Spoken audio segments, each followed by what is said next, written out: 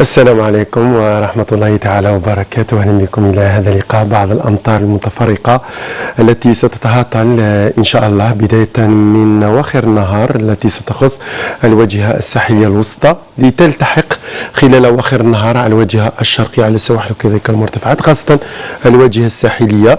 سحب ركامية ستنتشر على الواجهة الساحلية الغربية، كذلك أقصى الجنوب حتى على منطقة الهوغار والتاسيلي وصولا إلى مناطق الجنوب الشرقي، مع زوابع رملية نشيطة على كل من الجنوب الشرقي، الصحراء الوسطى إلى غاية أقصى الجنوب.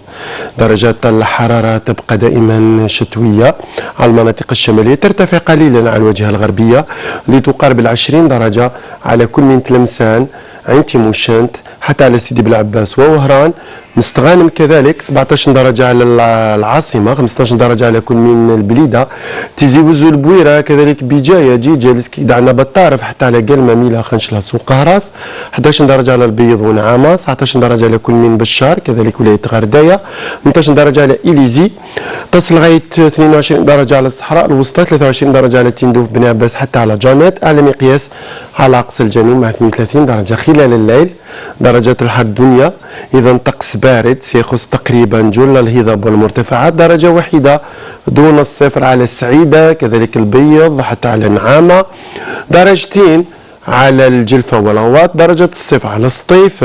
ننتظر مقاييس ما بين 6 درجات لغاية 7 درجات، وهذا على السواحل كذلك على شمال الصحراء ومناطق الجنوب الشرقي. ننتظر 10 درجات على تندوف بن عباس كذلك إن صلح، على مقياس على أقصى الجنوب مع 20 درجة.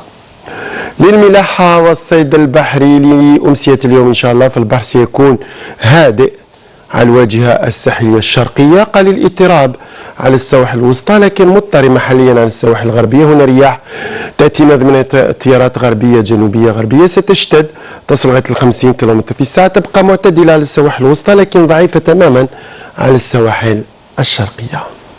غروب الشمس لنهار اليوم إن شاء الله على مستوى العاصمة سيكون بحول الله في تمام 6:21 دقيقة.